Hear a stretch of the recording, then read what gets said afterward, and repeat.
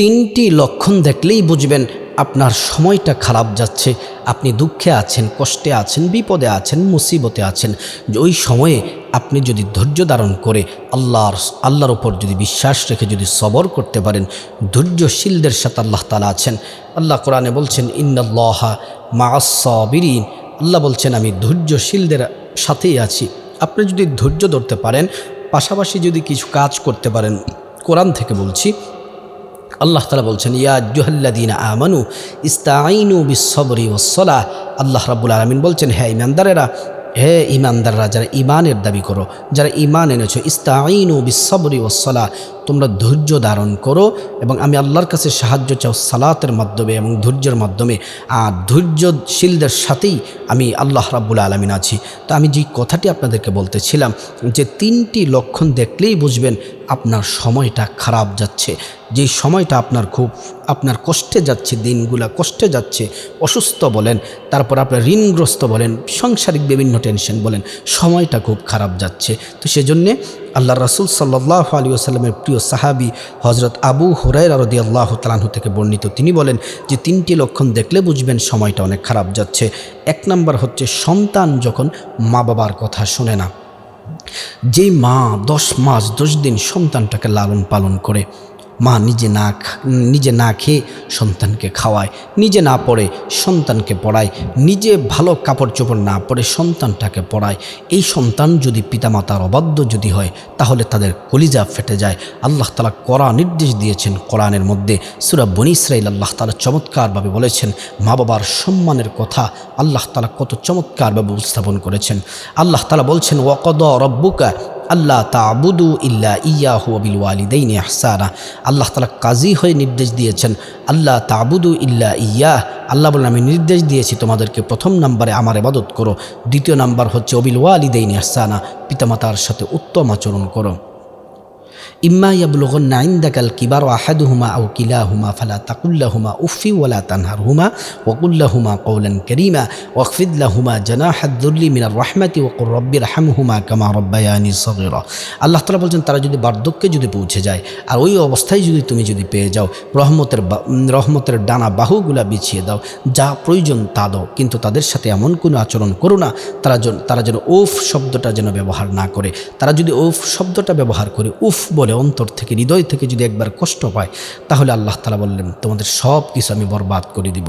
যদি তারা ইন্তেকাল করে পরকালে যদি চলে যায় তাহলে তাদের জন্য তোমরা দোয়া করো ওয়াকাদা রাব্বুকা আল্লা তা'বুদু ইল্লা ইয়াহু বিল ওয়ালিদাইনি ইহসানা ইম্মা ইয়াবলুগান্না ইনদাকাল কিবারা আহাদুহুমা আও কিলাহুমা ফালা তাকুল লাহুমা উফফি ওয়ালা তানহারহুমা ওয়া কুল লাহুমা কওলান কারীমা ওয়াখফিদ লাহুমা জানাহাদ যুল্লি মিনার রাহমা ওয়া কুর রাব্বিরহামহুমা কামা রাব্বায়ানি সগীরা। মুনাজাতে পড়েন রাব্বিরহামহুমা কামা রাব্বায়ানি সগীরা। আপনার হঠাৎ করে আপনার মা বাবার কথা মনে হয়েছে, আপনি তখন পড়েন রব্বিরহামহুমা কামা রাব্বায়ানি সগীরা। হাদিসের মধ্যে অসংখ্যবার মা বাবার খেদমতের কথা আল্লাহ তাআলা বলেছেন, রাসূল সাল্লাল্লাহু আলাইহি ওয়াসাল্লাম নির্দেশ দিয়েছেন। তাই পিতামাতার সাথে উত্তম আচরণ করতে হবে, পিতামাতার মনে কষ্ট দেওয়া যাবে না। যেই সন্তান পিতামাতাকে কষ্ট দেয়, গালি দেয়, বকা দেয়, তাদের গায়ে হাত তুলে আল্লাহ তাআলা তাদেরকে ছাড় দিবেন না।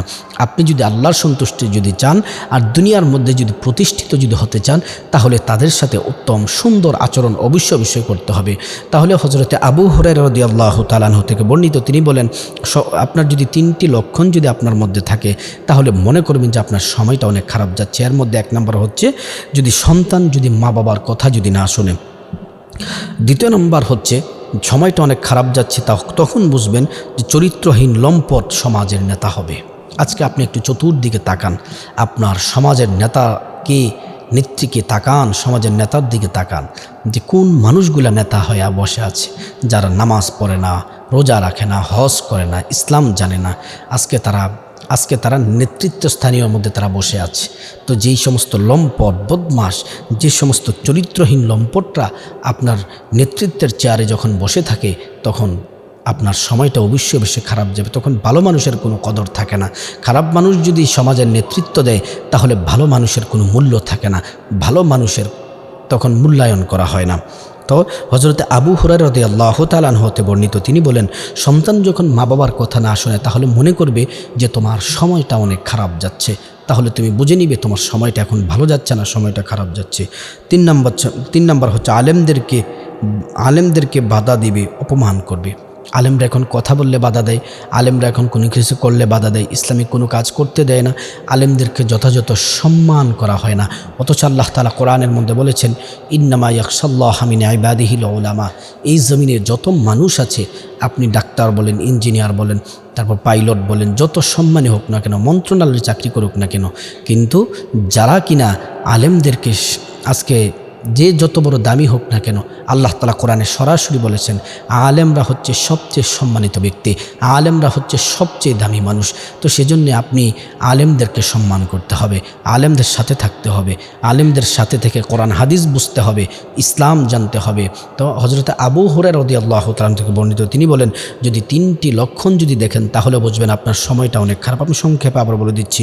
সন্তান মা বাবার কথা না শুনলে, চরিত্রহীন লম্পট যখন সমাজের নেতৃত্ব দেয়, নেতা হবে, আলেমদেরকে বাধা দিবে এবং অপমান করবে, এই কাজগুলো দেখলে তাহলে মনে করবে যে সময়টা অনেক খারাপ যাচ্ছে। আল্লাহ তাআলা সকলকে খারাপ কাজ থেকে বিরত থেকে বেশি বেশি নেকির কাজ করার আল্লাহ তাআলা তৌফিক দান করুক।